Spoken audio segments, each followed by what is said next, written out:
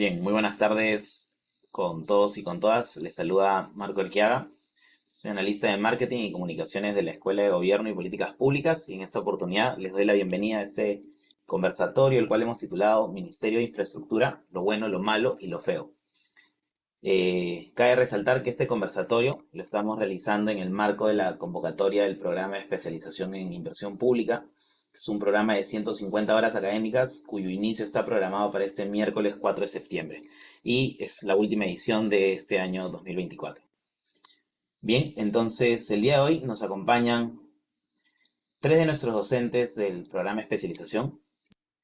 En principio está el profesor Anthony Moreno, quien ha sido director en SLIP e InvierteP, es árbitro nacional del Centro Internacional de Arbitraje de la Cámara de Bélgica y Luxemburgo en el Perú. Asimismo está con nosotros la profesora Alejandra Ulfe, quien es máster en Derecho a la Construcción en la Universidad de Melbourne, en Australia.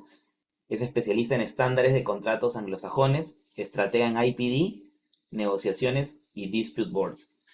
Y asimismo está con nosotros también el profesor George Sánchez, que ha sido parte del equipo SNIP y el MEF, coordinador del Banco de Proyectos y de la Unidad de Gestión de la Información de la Dirección General de Inversión Pública del Ministerio de Economía y Finanzas. Bien, el profesor Anthony de hecho está ya en camino, así que el día de hoy vamos a cambiar la dinámica. Vamos a empezar con la profesora Alejandra Ulfe, a quien le doy la más cordial bienvenida. Adelante, profesora.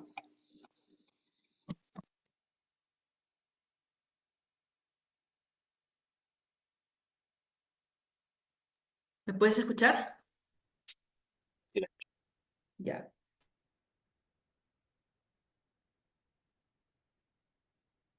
Ya, perfecto. Muchas gracias a todos. Sí, en efecto, vamos a tomarnos en esta oportunidad un breve espacio para poder compartir académicamente las críticas, sobre todo esto a propósito del Ministerio de Infraestructura y estas críticas en base también a lo que en los últimos meses hemos tenido cambios normativos, creación de nuevas entidades, como por ejemplo lo es el ANIN, ¿no? Tenemos también que resaltar que definitivamente hay aspectos positivos como negativos. Creo que cada uno de nosotros va a tener ciertas críticas, justamente con George y Anthony conversando, ¿no?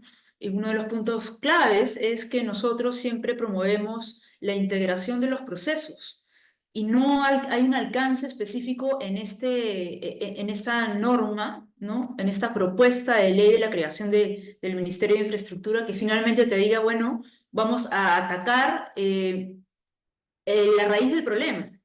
Entonces, yo quiero partir desde un punto de vista en el cual tenemos nosotros una parte positiva, porque de hecho, si ustedes leen la norma, hace una crítica a la desintegración, a la desintegración del expediente técnico, por ejemplo, con la parte ejecutora. Y a propósito de este análisis que hace la norma, les dice, bueno, porque hemos tenido desintegración, porque estamos acostumbrados a trabajar con la gestión tradicional, porque tenemos proyectos paralizados. Entonces, ¿con qué finalidad se crea el Ministerio de Obras Públicas, ¿no? Y hay muchas críticas con respecto a que no es necesario, porque, por ejemplo, con el caso que hemos tenido del PIP, de las escuelas del Centenario, no fue necesario crear, en efecto, un ministerio para poder, de cierta manera, lograr una integración. Pero entonces, vamos a enfocarnos, y ese es el punto en el cual yo critico mucho, en la parte de la ejecución de las obras, ¿no?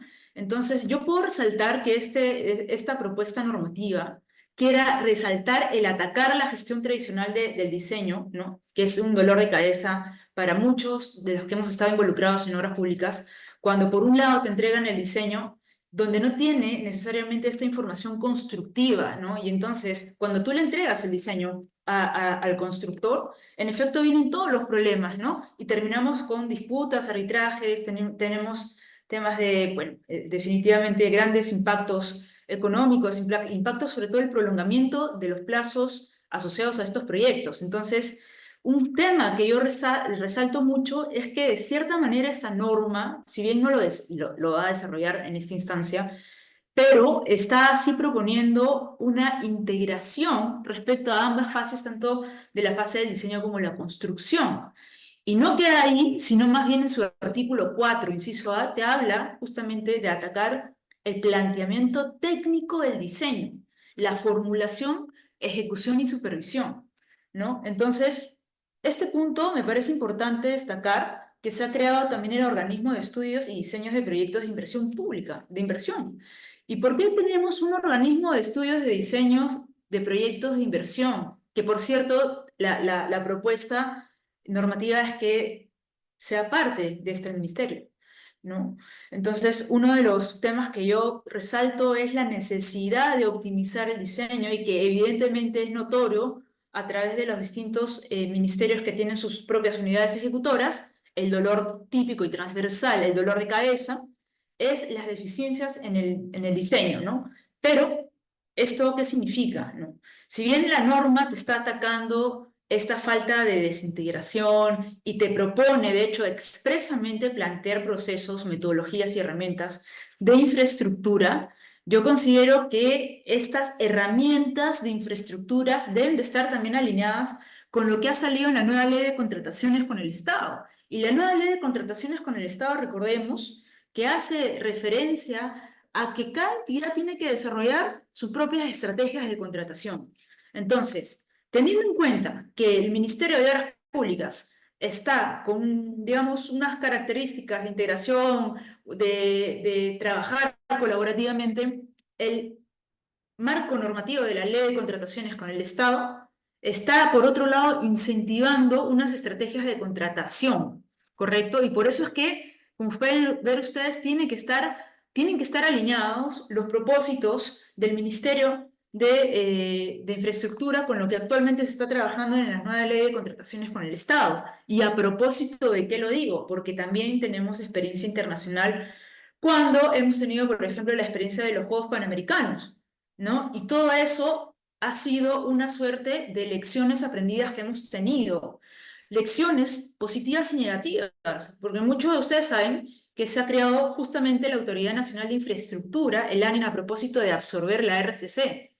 Y hay muchas críticas, ¿no? Hay muchas críticas respecto a lo que ha sucedido con la Autoridad de Reconstrucción con Cambios, pero yo quiero resaltar, y debido a que aquí estamos en un contexto normativo, que pues esta coyuntura, ¿no?, en la cual se desarrolló la RCC se vio realmente atacada por mucha corrupción. Entonces, finalmente tenemos, lo bueno, yo diría, es que tenemos que recoger estas lecciones aprendidas para de esta manera poder abordar de una manera más óptima de qué manera establecemos la estrategia de contratación, si es que involucramos tempranamente al contratista, cuáles son las pautas, cuáles son los filtros que yo voy a establecer en esta etapa de ejecución de la obra, ¿no? Otro tema, a propósito, porque estamos hablando de lo bueno, lo malo y lo feo, ¿correcto? Vamos a pasar entonces con lo malo, ¿no? ¿Qué creemos que está proponiendo de una manera incorrecta y sin perjuicio de que mis colegas, George o Anthony, puedan estar en acuerdo o en desacuerdo? Estamos hablando de una gestión de aproximadamente 16.000 millones de soles. Entonces, tenemos un Ministerio de Obras Públicas que va a estar a cargo no solamente de la propuesta que son tres entidades, ¿no?, ejecutoras, básicamente, sino también de una gestión, de una gestión importante del gasto público. Entonces, en la norma se establece que es necesario elevar la competitividad en el país a nivel internacional. Pero ¿cuáles son esas políticas públicas entonces respecto a la gestión de proyectos integrada? Porque tanto hablan, claro, esto de poder cerrar esa brecha de desintegración entre el desarrollo del diseño, ¿no?, y la ejecución, pero no se establece una pauta, o es decir, hasta el día de hoy, a pesar de todas las lecciones aprendidas que hemos tenido, que son muy significativas, eh, creo que hace falta una política pública porque definitivamente son proyectos bastante grandes los que se vienen, ¿no? Y también considero que estamos en una instancia de poder alinear herramientas de gestión de proyectos, ¿no? Alinear justamente formas de trabajo, metodologías de trabajo. Sin una política pública clara, podríamos vernos quizá a la interna desintegración, ¿no? Una desarticulación interna propiamente del ministerio. Y eso sumémosle a lo que es lo feo. ¿Cuál es lo feo? ¿No? Según mi punto de vista, ¿no? Y mucho de las críticas que hemos tenido en todos estos proyectos que han evolucionado, por ejemplo, desde las prácticas de herramientas de gestión de proyectos que hemos tenido en los Juegos Panamericanos, que hemos tenido con la reconstrucción con cambio, otros proyectos también vinculados a estándares internacionales, por ejemplo, en efecto, tenemos un problema, otro problema que es transversal, que es la demora en la toma de decisiones. Y la demora en la toma de decisiones va totalmente en contra, ¿no? De tener una gestión integrada. Entonces, ¿cuál es la estrategia que el Ministerio de Obras tendría que proponer para poder atacar este gran problema o esto que es feo, en realidad un grave problema, lamentablemente, que está también vinculada a la corrupción, es la demora en la toma de decisiones, considerando que existen, evidentemente, una alta rotación de funcionarios? Por ahí escuché también un debate académico. Qué importante es tener una base de trabajo, de una metodología propia, unas políticas públicas, porque realmente la cantidad de rotación que tiene el aparato público es muy grande. Entonces, puede ser que un gerente de proyecto de la entidad esté tomando una decisión hoy, mañana venga un cambio de gobierno o quiten justamente al jefe y es a foja cero. Entonces, la toma de decisiones se debe de mejorar definitivamente y tiene que partir de ser parte, valga la redundancia, tenemos que hacer parte de la toma de decisiones en esta estrategia y política pública que se vaya a desarrollar, porque es necesario, mientras no tengamos una política pública que te proponga de qué manera vamos a formular, de qué manera vamos a desarrollar, formular, evaluar los proyectos de una etapa temprana, esto va a ser bastante complicado, ¿no? Otro tema importante es el control concurrente. El control concurrente es importantísimo que no sea un control pasivo, sino por el contrario un control activo. Y es decir, nuestra ley, la propuesta de la nueva ley de contrataciones te habla de tener un control concurrente, pero necesitamos involucrar más a la Contraloría, digamos, en las razones por las cuales se están tomando las decisiones de aprobación de adicionales, ¿no?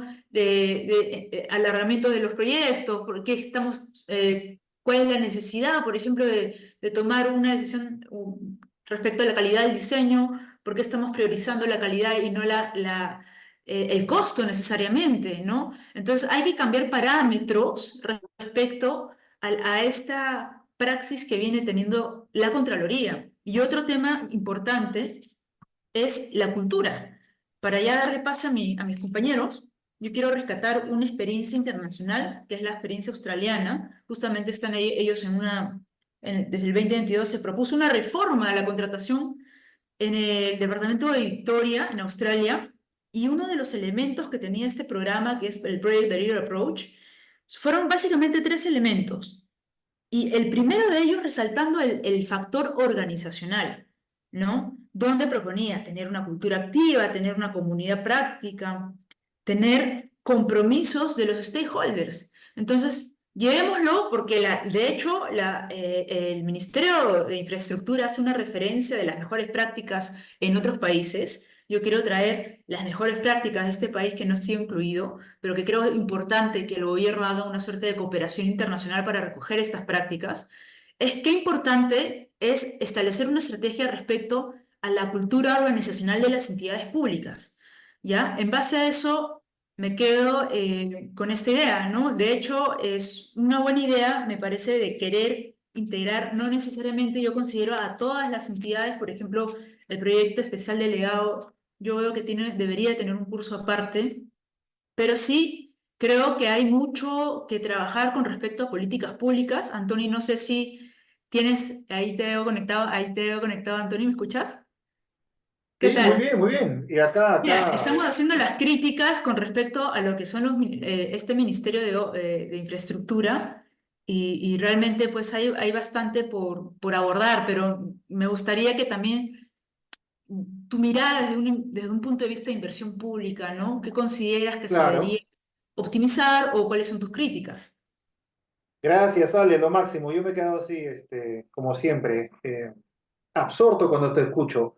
Sí, lo que puedo decir es lo siguiente, a ver, un poquito siguiendo la lógica de este conversatorio que es lo bueno, lo malo y lo feo, ¿no? Rindiendo homenaje a Ennio Morricone. Lo bueno, pienso yo, y bueno, los que me conocen me siguen, han escuchado mis conferencias, han sido mis alumnos, saben que un monotema en mi caso es el tema de la integración, ¿no? Lucho y he luchado y seguiré luchando para que las cosas se integren más, ¿no?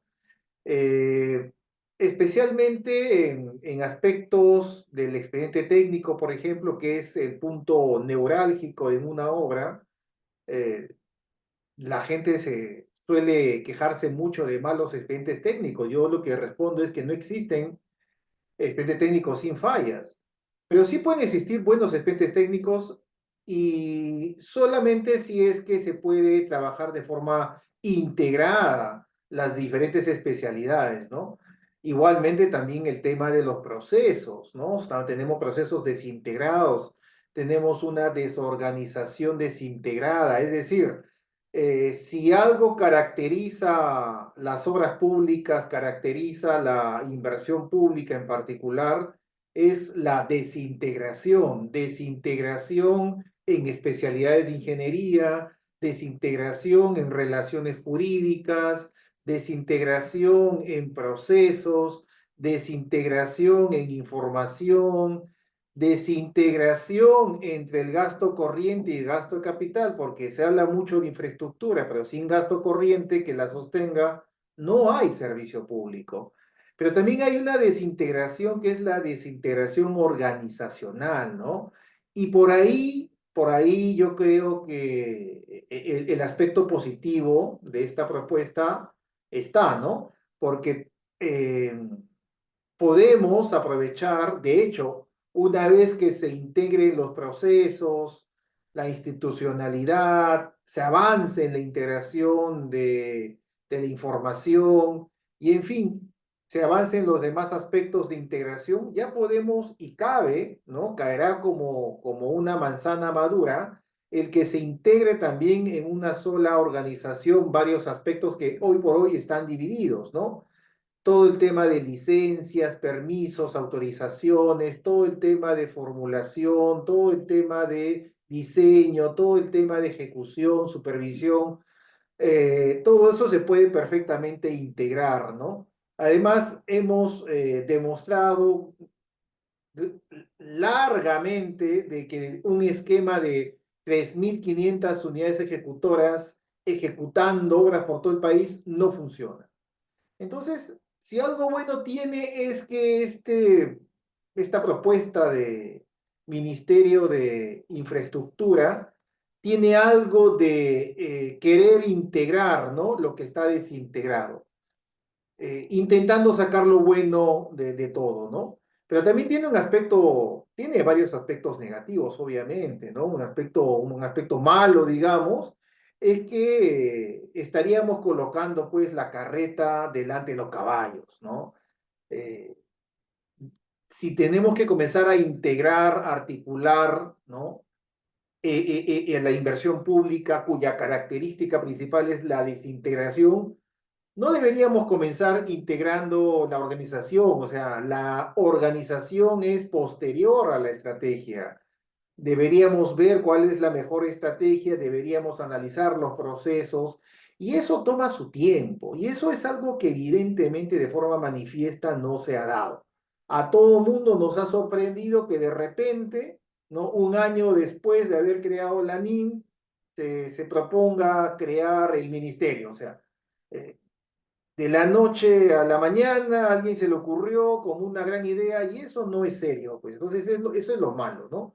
Entonces, si no integramos, por lo menos no hacemos el esfuerzo serio de intentar comenzar a integrar los procesos, preinversión, expediente, ejecución, mantenimiento, integrar las especialidades de ingeniería que están totalmente dispersas en un expediente técnico, integrar las normas, integrar el gasto corriente que se necesita al gasto de capital, porque si no, de verdad, podemos hacer muchas obras.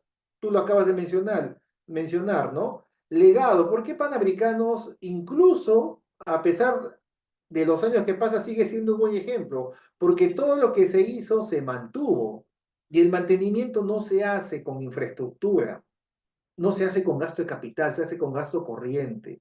Y se ha creado toda una institucionalidad que es legado, que ha permitido eso, ¿no? Un facility management, ¿no? Entonces, sería yo, me parecía que es lo malo, digamos. Pero hay algo que no solamente es malo, sino que es bastante feo, ¿no? Digamos, poniéndolo en ese sentido. Y con eso termino y doy pase a quien me sigue, que es el tema del momento, ¿no? No estamos hablando solamente de un tema de ingeniería, no estamos hablando de un tema de obra. Hablar de obra pública no es un tema de ingeniería solamente, ni tampoco un tema legal, es un tema de gestión pública. Y la gestión pública, la política pública, la política de la política pública tiene tiempo, tiene momentos, tiene mensajes. No ha sido un buen mensaje sacar esto de la noche a la mañana, por más que tenga una buena semilla, que es la integración, ¿no? Y no es el mejor momento en una situación bastante inestable proponer una reestructura del Estado, ¿no? Porque no solamente estamos hablando del tema de obras, también estamos hablando de otros ministerios. Yo también siempre he dicho que cuanto más chico el Estado va a ser mejor, pero eso también se tiene que dialogar, se tiene que discutir, se tiene que planificar. No se trata solamente de aglutinar 5 o 6 ejecutoras como yo creo conveniente y bueno, pasó ahí nomás, ¿no? Entonces, eso no está bien, simplemente, ¿no? Bueno, ahí está lo bueno, lo malo, lo feo. Hay varias cosas más, obviamente, pero yo lo dejo ahí para seguir con este diálogo, ¿no? Magali, ¿qué dices? ¿Habrá preguntas tal vez? Profesor, ¿cómo está? Sí, justo, de hecho hay unas preguntas que nos han estado realizando a través del chat. No sé si desea, profesor, que yo se las lea a usted o usted las lee. No, no, no, Marquito, disculpa, te dije Magali pensando que estaba con Magali, pero No se preocupe, profesor. yo veo acá, no te preocupes. Ya, vamos a ver, preguntas y respuestas. Ah, mira, hay varias, qué interesante. Vamos a ver.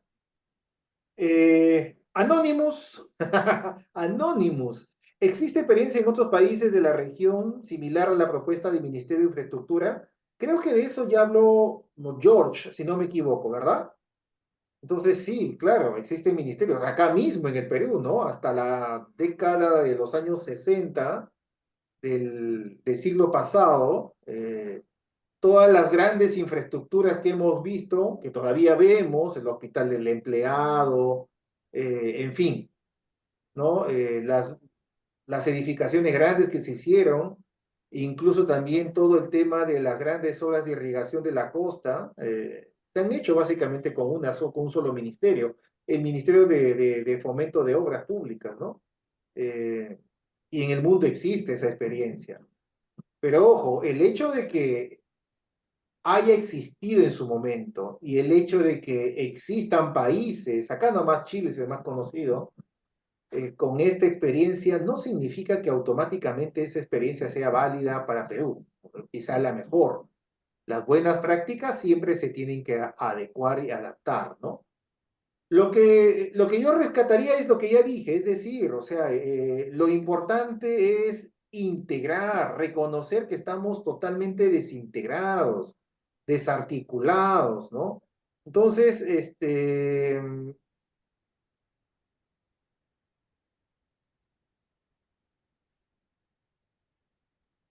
en- entonces, eso básicamente, ¿no? Otra pregunta me gustaría antes de que George, eh, Marco, George va a exponer, ¿verdad? Sí, correcto, profesor. Sí, entonces voy a hacer un par de respuestas finales para que George tenga tiempo suficiente de eh, cerrar adecuadamente este conversatorio, ¿no? Ok. Nilton nos pregunta, ¿no? ¿Estamos en la capacidad técnica para lograr esta propuesta integral? Por supuesto que sí. Por supuesto que sí. Lo hemos demostrado. Panamericanos, ¿cómo se hizo? A ver, el, el tema de Panamericanos es interesante porque mucha gente habla de Panamericanos y nunca ha estado, o si ha estado en la última parte. Quien les habla, yo fui coordinador, fui director en el MEF por 17 años, pero mi último trabajo fue coordinar el marco legal del decreto legislativo 1248, representando al MEF, ¿no? En el tema de Panamericanos. Fue el marco legal que le dio a Panamericanos el, la base de hacer todo lo que hizo. Y ahí, cuando se negoció con los ingleses, porque ojo, se tiene que negociar. ¿Por qué los últimos gobiernos a gobiernos no están funcionando y tal vez no funcionarán los que vengan? Es porque no se está negociando. Tú tienes que saber qué quieres. Un gobierno a gobierno no puede ser simplemente una lavada de manos. Como me da miedo firmar, entonces llamo a un otro país que haga todo por mí. No. El gobierno a gobierno de Panamericanos fue una negociación. Le dijimos a los ingleses, queremos un sistema integrado, donde se integre procesos, se integre institucionalidad, se integre relaciones jurídicas, es decir, los contratos, no tener por un lado al proyectista, por otro lado al supervisor, por otro lado al constructor, todo junto. Todo eso queríamos. El tema es que no teníamos experiencia, por eso que recurrimos a gente con experiencia, que en este caso fue Reino Unido, y a usar el marco legal de ellos, ¿no? Y ellos no propusieron su marco legal, y en particular uno de los contratos que ellos usan, que es el NEC. Pero entonces, luego de eso, todo lo hicimos. Entonces hay que formar esa capacidad, hay que formar esa capacidad y parte por el cambio mental, por supuesto, parte por entender, parte por entender realmente cuál es el problema. Por ejemplo, se escucha muchísimo que el problema son los malos expedientes técnicos, que el problema es la corrupción. Yo recomendaría honestamente que ya dejemos de esas cosas, y dejemos de hacer caso a esa gente, ¿no? Porque un mal expediente técnico no es el problema, ni es una causa de nada, es una consecuencia. Seguir repitiendo que los expedientes técnicos es el problema, es la causa, es un error conceptual elemental. Un mal expediente técnico sale por algo, eso es una consecuencia. Vayamos a las causas. Y la causa de un mal expediente técnico fundamentalmente es la desintegración de ingenierías. Punto. Igual la corrupción. La corrupción también es una consecuencia, no es una causa. Entonces tenemos que ir a las causas. Y podemos ir a las causas. Podemos ser humildes y aprender de lecciones aprendidas extranjeras, internacionales, y adaptarlas a nuestra realidad. Si podemos tener la capacidad de cambiar las normas y los procesos, por supuesto que sí. Tendríamos esa capacidad de integrar. Y en ese entonces yo diría que acompañaría muy bien un ministerio.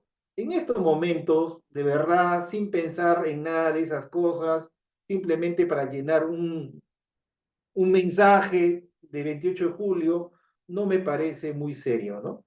Eso sería por mi lado. Por favor, sigamos con el siguiente expositor, estimado.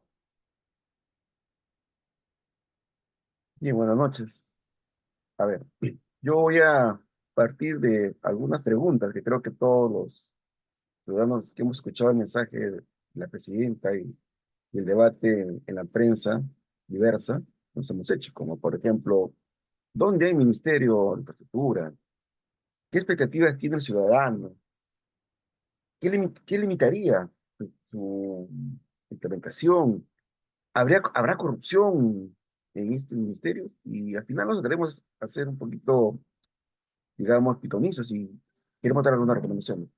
Decir que en el Perú ya existió un ministerio de construcción, obras públicas, que ya los dos grandes ministerios, que se llevan casi el 70 y pico% del presupuesto, un poco más, que son vivienda, transporte, ya han sido parte de un todo, luego se han separado y bueno, En realidad, en el mundo existe, pues, gran parte, tiene diversos ministerios. En Argentina hay un ministerio de Obras Públicas, en Australia también le parte de infraestructura, en Brasil igual, infraestructura, en Canadá también, en Colombia, en España, en Estados Unidos hay un departamento que parte del ministerio, en Francia hay el ministerio también, en Alemania igual.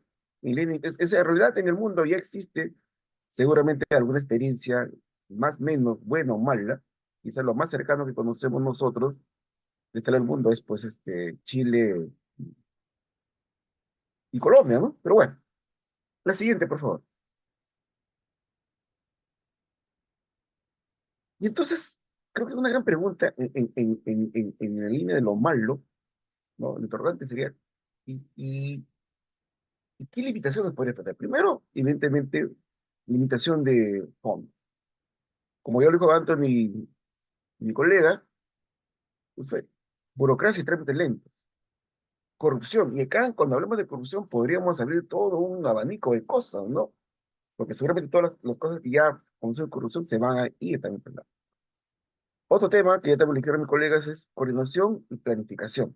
Y algo que es importante, ¿no? Lamentablemente existe en nuestra cultura, es esta resistencia al cambio. Siguiente, por favor. ¿Qué más? Algunas limitaciones técnicas de capacidad, seguramente una gran presión política, quizás vamos a depender mucho de la cooperación, de los financiamientos externos, algunos desafíos ambientales y sociales, y algo que es importante, que lo ha dicho también Anthony, ¿no? Es el tema de prioridades políticas. En realidad, un ministerio no es malo, pero como dijo Anthony, el momento, creo, el momento tiene que ser preciso para crear una unidad que integre varias cosas, ¿no? Norma, procedimiento, técnica, tecnología y sobre todo una dinámica institucional, ¿no? Los que hemos transitado por los diferentes avatares de la inversión pública, nos damos cuenta que con un protocolo, con una norma, no hacemos inversión pública. Tiene que haber una interacción. Allá en los años del SNIT, cuando se nos ocurrió con el colega Anthony empezar a pensar en la primera unidad de cumplimiento, los genios de la PMO, que ahora se llama, y también en tiempo llamaba, el comité de seguimiento, eso fue lo que nos preguntamos. ¿Habrá el espacio para hacer eso? Entonces, ahí presentamos algunas pequeñas, digamos, recomendaciones a la luz de alguna lectura, de algunos documentos internacionales y también, ¿por qué no?, de haber visitado la página web de algunos de estos ministerios. Siguiente, por favor. Bueno, a ver, estando en un espacio académico, suena un poco hereje decir lo que voy a decir a continuación, ¿no? Un consejo hasta de un conejo. Nos atrevemos a recomendar, si es que existiera, digamos, se concretara este objetivo del ministerio, los siguientes elementos. Y yo lo pongo como una agenda, como algo que creo que en este espacio académico, en el espacio del día a día de la inversión pública, podríamos pensar lo siguiente. Primero, tener objetivos claros y medibles. Entonces ahí la pregunta que nos hacemos es, ¿tendremos un espacio de planificación, de presupuesto, esa cadena articulada, los sistemas alineados para que exista un ministerio? Integrar ministerios implica personal, cultura institucional, bienes, servicios, activos. Eso no es del todo fácil, no es tan sencillo hacer eso. Segundo tema, planificar. Planificar a largo plazo, porque acá vamos a tener un ministerio que va a aglutinar a estructuras tan grandes como Provías, los programas de saneamiento, vivienda, los programas de agricultura y otros más. O sea, no estamos sumando, digamos, cosas pequeñas, estamos sumando instituciones que tienen diversas formas de hacer las cosas digamos, con diferentes formas. Innovar, eso que es importante, ¿no es cierto? Deberíamos ser un ministerio que innove constantemente, que genere sostenibilidad, procesos, normas. ¿Cómo será importante, no? Me pongo a pensar en modelo BIM, los contratos NEC, todo lo que te digo, podrán entrar rápidamente a ejecutoras que de repente están más acostumbradas a trabajar con contrato directo. Ahí dejamos la interrogante. Otro tema importante que también aprendimos es la transparencia y la rendición de cuentas. Y acá seguramente los temas de corrupción van a aparecer evidentemente, ¿no? Eh, Seguido esto, necesitamos la participación ciudadana y eso como veedores, como propulsores. Hay mucho protocolo, hay mucho elemento, mucha norma en los diferentes ministerios. Solamente como anécdota, ¿no? Si usted revisa la norma ambiental, tenemos un ente rector. Sin embargo, en cada ministerio tenemos un ente que también hace norma ambiental y muchas veces no articulan, colisionan. Si vemos los trámites y permisos, igual, tenemos todo un tema ahí. Después, otro tema importante, las capacidades y desarrollos, el skill de la gente, ¿no? O sea, tenemos islas de eficiencia, no hay que nombrar dónde están, hay otros, digamos, espacios donde no existe todo esto. Entonces, ¿cómo armamos un programa de capacitación? ¿Cómo generamos? Ya lo he dicho antes, ¿no? Legado no solamente es un esfuerzo, o sea, le padrinamos un esfuerzo, no es pensar un modelo. Y eso lleva a lo siguiente, tiene que haber una colaboración institucional entre ministerios, entre programas, ¿no? Sumado a esto, el tema de gestión de riesgos es importante, mucha lectura que hacemos, ¿no? Y ahí tenemos pues también, digamos, compartimentos estancos, tenemos diferentes normas, tenemos a CNPRE, tenemos a las áreas de riesgo, el éxito, ¿no? Y seguramente un elemento importante, y tenemos un ministerio que construirá puentes, carreteras, aeropuertos, hospitales, comisarías, todo lo que fuera posible, no sé, pues, galpones y demás, ¿no es cierto? Petars y demás, y cómo hacemos para que esto se mantenga en el tiempo, porque un concepto importante de la inversión pública es la vida útil, ¿no? O sea, el hecho que el servicio público que entregamos, agua, salud, saneamiento, lo que fuera, entregue el servicio para que fue, digamos, diseñado en el tiempo. Y parece, definitivamente necesitamos recursos para operación de siguiente, y creo que con eso ya voy cerrando. Ahí está. Entonces, tenemos que tener una métrica, tenemos que enseñar indicadores de desempeño. A eso sumar, digamos, un monitoreo constante, revisar y actualizar constantemente, fomentar la competencia, y acá creo que ha dicho Ale, es fundamental. Tenemos que meter todo el andamiaje de los contratos colaborativos y demás, digamos, pero un tema que ha trabajado, que ha comentado antes, y estamos empeñados en desarrollar el fácil de mañana. O sea, no se trata de poner la posta médica, sino cómo vamos a hacer que eso funcione. Y eso que funcione implica tener a alguien que conozca cómo funciona. Y eso es lo que estamos llamando con antes de la gestión y mantenimiento, ¿no? Aún eso no está, o sea, nos conformamos con un tablero donde está sin proyecto, y eso no es, ¿no? Es más que eso, ¿no? Y seguramente a eso tendremos que blindar todo esto con un sistema de gestión de proyectos. Evidentemente, qué duda cabe que habrá un costo, un análisis de costo-beneficio, coste-feo, lo que sea importante, ¿no? Finalmente, nos haremos las dos últimas recomendaciones. Generar un código de ética y conducta es fundamental. Y finalmente, creo que esto no lo hace solamente el público, ¿no? Hay que fomentar la participación privada. Y acá sí tomo la palabra que dijo Anthony y Alejandra. No solamente se trata de hacer G2G o un esquema NEC, no. Eso es importante.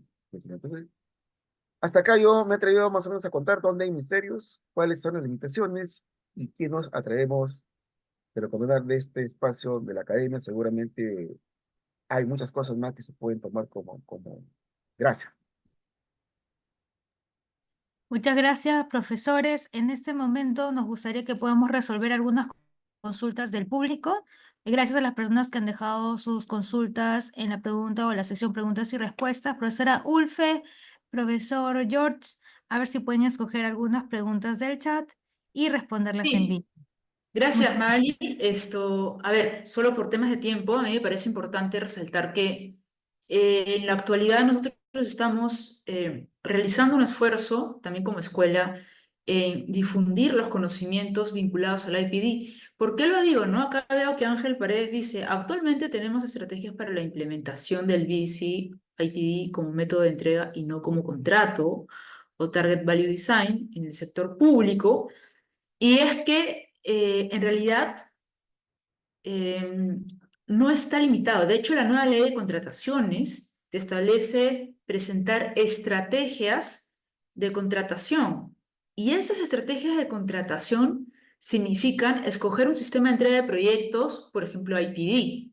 Entonces, está totalmente permitido hacerlo, no está prohibido, está permitido hacerlo. Estamos esperando justamente el reglamento de la nueva ley de contrataciones.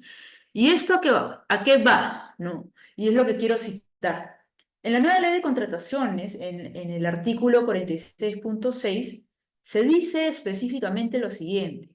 En el caso de obra bajo el sistema de entrega de proyecto, bajo el sistema de entrega de solo construcción, el contratista revisa el expediente técnico de obra e informa al supervisor o inspector de obra sobre los posibles riesgos del proyecto. O sea, yo siendo un contratista constructor, me van a dar el expediente y tengo que advertir sobre los riesgos de la construcción, de los posibles riesgos y de corresponder, ¿no? Entonces, la pregunta que yo podría hacer es, ¿cómo si yo soy un contratista constructor, podría advertir de unos riesgos si es que ya me han contratado para construir, evidentemente, sobre un diseño?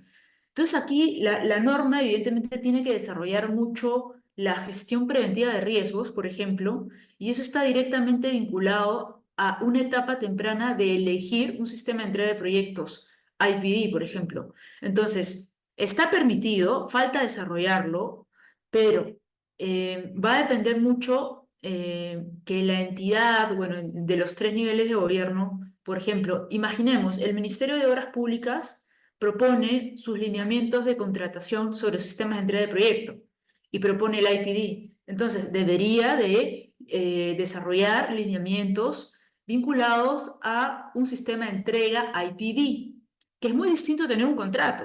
Un contrato es un resultado, o el contrato es lo que nosotros encontramos en el mercado. Hay estándares americanos, británicos, australianos, de todos lados, ¿no? Entonces, el tema es, primero, partir por un sistema de entrega de proyectos, establecer la estrategia de contratación, en este caso, por ejemplo, de la que se dice en el artículo 46.6. ¿Qué estrategia yo tendría que realizar o tomar para vincular tempranamente al constructor? Definitivamente, porque yo no puedo como entidad pretender que mi contratista constructor asuma riesgos que no le corresponden, porque si no, si es así, estaríamos automáticamente hablando de controversias. Entonces, uno de los temas que más resalto es la necesidad de desarrollar políticas públicas y lineamientos, sobre todo con la creación de este nuevo ministerio que se está estableciendo, que recoge a tantas unidades ejecutoras, ¿no? Entonces, como dijo Anthony, el problema no es tener fallas en el expediente técnico, y le doy la razón. También, ¿por qué? Porque los perfiles de los proyectos se desarrollan desde una etapa temprana dentro del ciclo de inversión pública. Entonces, en la etapa de formulación y evaluación de un proyecto, nosotros tenemos que ya haber identificado los riesgos y llevar este ejemplo respecto, por ejemplo, a lo que está sucediendo con el Plan BIM nacional, que es a futuro, va a ser mandatorio en los tres niveles de gobierno. Entonces tenemos que ver cuál es el ciclo de implementación del BIM comparándolo a, por ejemplo, nuestro ciclo de inversión pública. Entonces, ¿de qué manera nosotros vamos a articular las normas para que tengamos, en efecto, un desarrollo del diseño bajo los principios del IPD, que también involucran el Target Value Design? De hecho, el Target Value Design es uno de los principales o los fundamentos del IPD, que te permiten establecer justamente el valor para que pueda el diseño tener toda esa información, inclusive desde una etapa de definición de valor para el usuario, ¿no? Y es importante resaltar entonces que depende de nosotros, depende de los funcionarios públicos, atreverse y crear lineamientos, por ejemplo, de contratación bajo este sistema IPD. Y quiero resaltar también una experiencia que hemos tenido en Perú vinculado a las mejores prácticas del IPD, que es el caso de CEDAPAL, donde nosotros hemos desarrollado unos lineamientos de contratación, nos ha aplicado la ley de contrataciones, por ejemplo, en ese caso, eso fue un proyecto del 2020, donde hemos desarrollado lineamientos que permitan utilizar prácticas del IPD, que te permitan utilizar BIM, sesiones SAIS, que te permiten hablar de una integración. Y eso no estaba regulado pero nosotros hemos propuesto, en base a una oportunidad que se obtuvo en ese entonces, y hay evidencias que bueno, por ejemplo, el caso de CEDAPAL ha estado utilizando estos lineamientos, hay lecciones aprendidas, evidentemente, como todo, pero es posible, ¿no? Entonces estamos en un contexto normativo bastante interesante como para atrevernos y decir, bueno, Lani me dice esto, tengo la nueva ley de contrataciones con muchas herramientas propuestas vinculadas a la PMO, por ejemplo, a contratos colaborativos, a la Junta Preventiva de Resolución de Conflictos también. Entonces, hay muchas herramientas que actualmente se vienen tocando en torno a esto, incluyendo el BIM, que creo que es muy importante estimados, que se puedan abordar de una manera bastante detallosa, ¿no? Los temas que también vemos en el programa, definitivamente, ¿no? Y que tengan la oportunidad justamente de abordarlo con mayor profundidad y entender que el contrato, bueno, el contrato es una herramienta de gestión de riesgos, ¿no? Entonces tiene que estar bien regulado, tiene que estar mantener el espíritu de asignación de riesgos, ¿no? Tanto del NEC, del FIC igual, los contratos de alianza. Eso por mi lado, estimados, no sé si George tengas algunos comentarios adicionales. Yo quería responderle de todas las preguntas, me han sugerido dos interesantes y creo que de alguna forma cuando nos hemos atrevido a hacer algunas recomendaciones, algo hemos dicho. Entonces, hay una pregunta y Yuri Monroy él dice, muchos funcionarios públicos son misionados a dedo y no por capacidad. Yo creo que eso es importante, ¿no? La capacidad, la inteligencia, la masa crítica, el skill para digamos, un área, digamos, de élite como esta es fundamental. Por eso el ministerio debería generar, de darse el caso, debería generar todo un protocolo y ahí y tenemos, la servir la tenemos a servir, ¿no es cierto? ¿No? Y todos los ministerios tienen perfiles, ¿no? O sea, en realidad no se solamente trata de juntar, se trata de tener a servir a las áreas de recursos humanos para ver cuál es el perfil para este grupo de gente, que va a ser de todo tipo, o sea, no es, o sea, porque acá estamos hablando de Provías, que es un monstruo, tiene cabeza.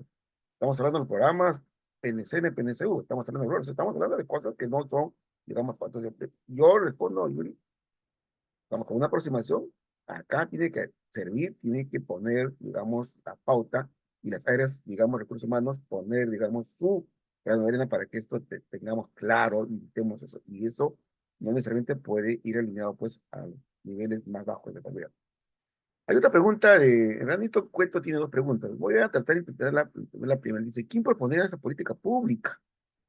Yo creo que acá igual que en el anterior, o sea, acá tenemos que tener un área de planeamiento, ese plan, que tiene que comprarse el pleito de todo, digamos, el andamiaje estratégico, y seguramente también el invierte, que tendrá que poner, ¿cómo se llama? Su intelequia, ¿no? Y seguramente, buscar, digamos, al interior de este ministerio, alguien que, digamos, que tenga la capacidad de continuar, porque acá no solamente es tener un plan estratégico, y tener, ¿cómo se llama?, una cartera de inversiones, es entrar, por ejemplo, lo que ha dicho.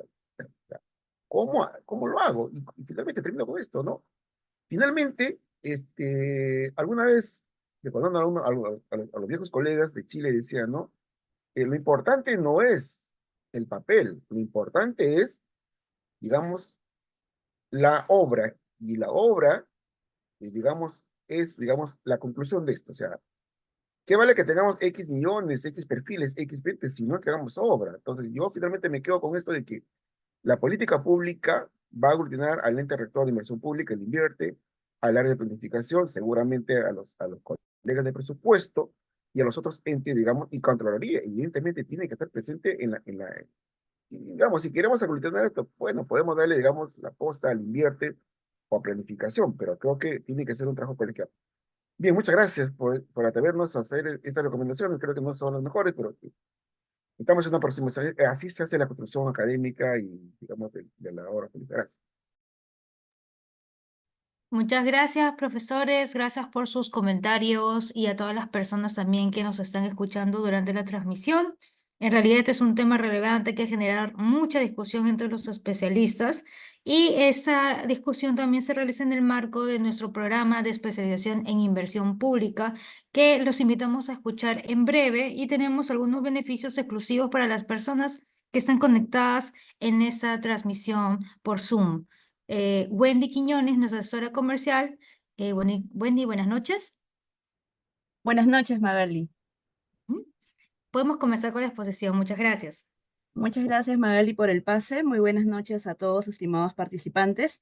Reiteramos el agradecimiento por su asistencia en este conversatorio, el cual se realiza en el marco de la convocatoria de nuestro programa de especialización en inversión pública, que está pronto a iniciarse el 4 de septiembre. Nuestro coordinador académico es el profesor Anthony Moreno, parte del equipo creador del SNIP y del InviérteP.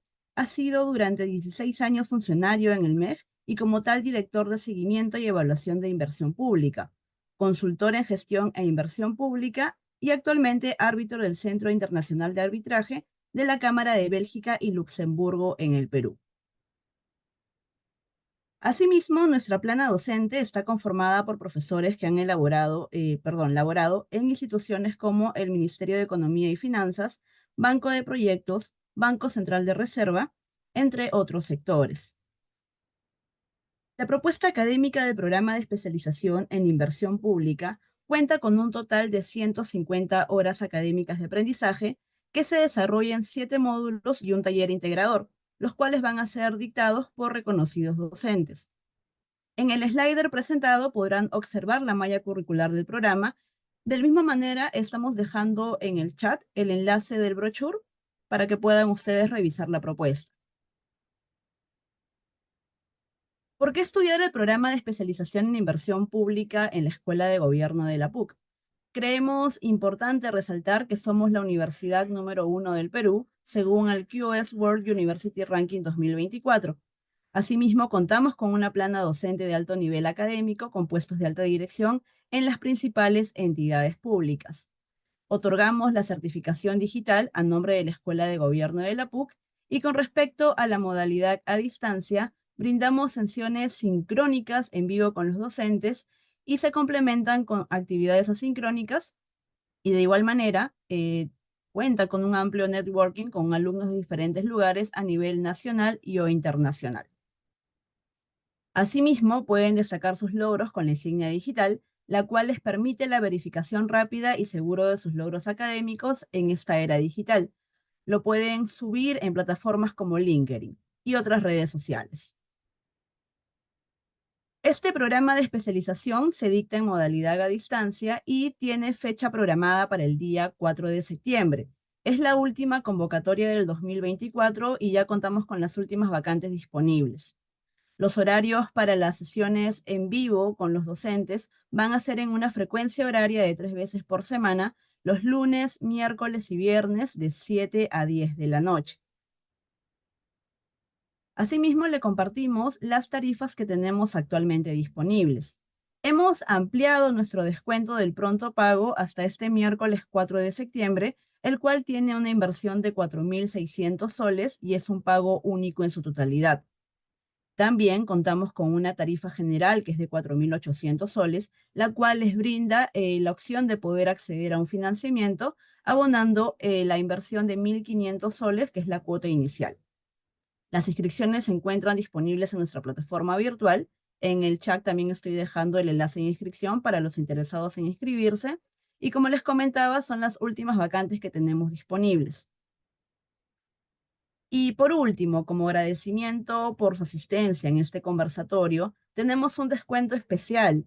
La tarifa grupal aplica a partir de 2 personas a más y la inversión por cada uno es de 4.200 soles, el cual es un pago único y en su totalidad. Para que puedan aplicar a esta tarifa, estamos dejando en el chat el enlace del formulario para que puedan registrar sus datos. Esa tarifa se va a encontrar vigente solamente hasta el día 4 de septiembre, que es el día miércoles, hasta las 12 del mediodía. Hay consideraciones importantes a tener en cuenta de que no aplica para órdenes de servicio y está sujeto a una previa evaluación del área responsable. En caso de dudas o consultas, pueden comunicarse a nuestro teléfono 992-966-374 o pueden también escribirnos al correo www.quinones@puc.edu.pe. Agradecerles nuevamente por su atención y los esperamos en el programa de especialización en inversión pública.